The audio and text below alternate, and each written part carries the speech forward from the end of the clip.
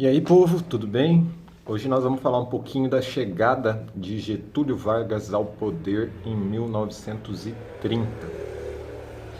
Para falar um pouquinho de como ele chega ao poder, a gente precisa lembrar um pouquinho como funcionava a República nesse início de século XX. A República, proclamada em 1889, era uma certa novidade ainda, né? Apesar de 89 a 1930 serem 41 anos, era um sistema que estava se moldando. Mas o que acontecia nessa república que ficou conhecida como Café com Leite? A República do Café com Leite. Os governos de São Paulo, representando o café, e Minas, representando o leite, fizeram um pacto, fizeram um acordo de sucessão de mandatos presidenciais. Ou seja, em um governo, o presidente seria representante de São Paulo e que indicaria para o próximo governo um representante de Minas Gerais. Café com Leite, São Paulo, Minas. Então o que acontece? Quando o presidente era de São Paulo, ele teria, por obrigação ou por um acordo, que indicar um presidente ou o próximo presidente como seu candidato, um governador de Minas Gerais. Nós estamos falando agora de 1929. Em 1929, quem está no governo brasileiro, quem é o presidente do país, é o Washington Luiz. Apesar de ser carioca de nascimento, ter nascido no estado do Rio de Janeiro, Washington Luiz fez sua carreira política inteira no estado de São Paulo, ou seja, ele era um candidato de São Paulo, certo? Pela lógica e pelo acordo da política do café com leite, o seu sucessor, o próximo presidente, deveria ser um candidato de Minas Gerais. Só que o que o Washington Luiz faz? Em vez de apoiar um candidato de Minas, ele vai escolher e vai apontar como seu candidato e possível sucessor também um paulista, que nesse caso é o Júlio Prestes. Então o que aconteceu? Há um rompimento da política do café com leite. Na verdade, torna-se a política do café puro. Por quê? O café substituído pelo café. Nesse contexto, Minas Gerais rompe a aliança com São Paulo e vai se juntar e vai se aliar ao Rio Grande do Sul e à Paraíba, num movimento que fica conhecido como Aliança Liberal. E essa Aliança Liberal vai lançar dois nomes para a candidatura, como presidente, o Getúlio Vargas, que é do Rio Grande do Sul, e como vice-presidente, o João Pessoa, que era da Paraíba e, por sinal, hoje dá o nome da capital daquele estado. Tudo bem, tudo certo, São Paulo isolada lança seu candidato, essa aliança liberal passa, ou viaja pelo Brasil fazendo campanha e recebendo apoio dos oposicionistas ao governo de São Paulo. E as eleições acontecem. A Aliança Liberal estava extremamente convencida e extremamente confiante na vitória, porque sem o apoio de Minas e sem o apoio de outros estados, eles acreditavam que teriam uma votação expressiva. Mas o resultado foi diferente. O resultado oficial da eleição deu como vencedor o candidato apoiado pelo Washington Luiz, que era o Júlio Prestes.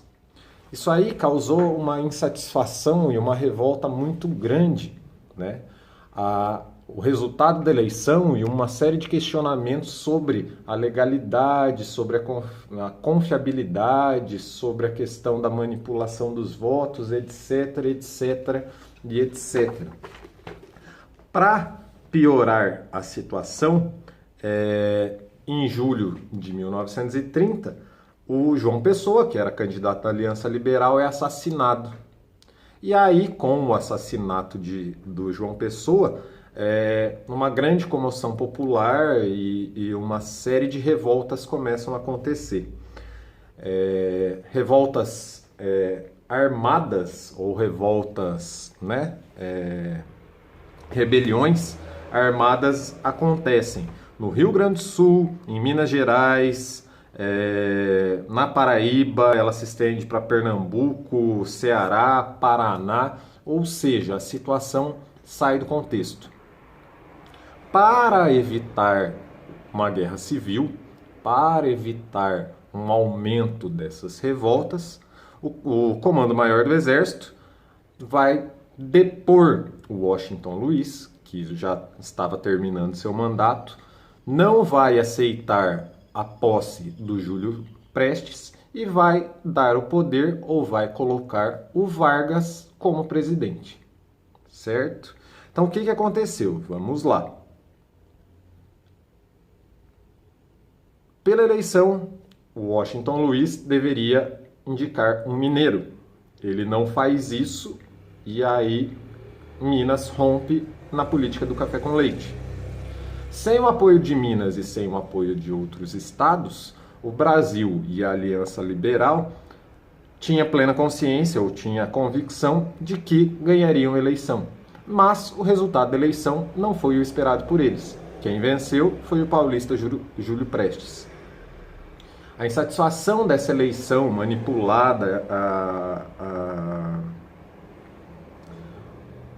a insatisfação, né, com o resultado eleitoral, cria uma série de manifestações que vão se agravar com a morte do João Pessoa, que era o candidato a vice da Aliança Liberal.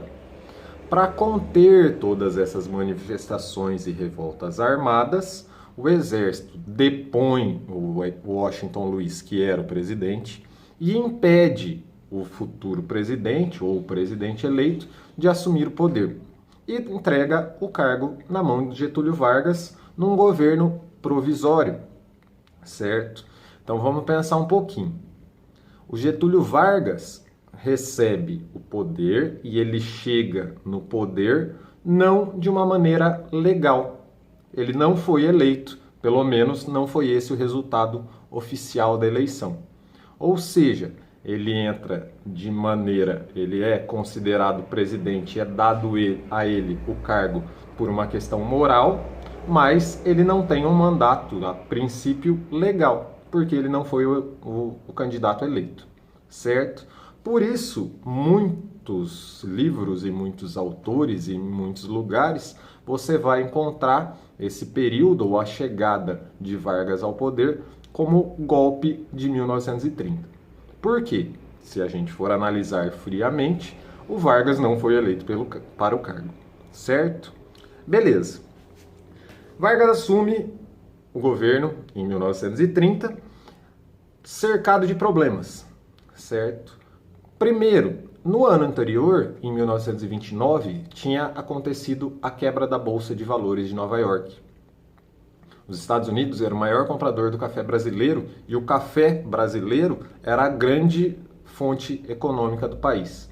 Sem um grande comprador, a crise chega aqui no Brasil também e o café produzido em São Paulo vai levar a uma grande insatisfação dos paulistas.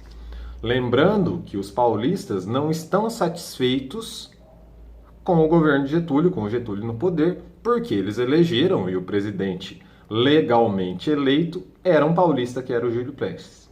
Nesse sentido de toda a insatisfação de São Paulo, vai acontecer o Levante Paulista, em 1922.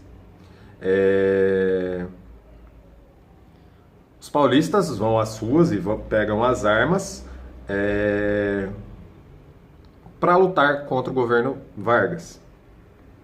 É uma luta armada, né? E aí essa luta armada acaba sendo conhecida como Revolução Constitucionalista de São Paulo. O que esses paulistas querem? Que o Vargas governe a partir de uma nova Constituição, certo? Lógico, São Paulo contra um exército inteiro, os paulistas acabam se rendendo em outubro de 32, mas eles vão conseguir, pelo menos, que seja promulgada ou que seja convocada uma Assembleia Constituinte e que vai dar início a uma nova Constituição do país, certo? Sobre os governos e cada etapa dos governos Vargas, ou dessa chamada Era Vargas, né, nós vamos falar num próximo vídeo. Hoje o objetivo era falar da chegada do Vargas ao poder. Beleza, pessoal? Obrigado, até mais!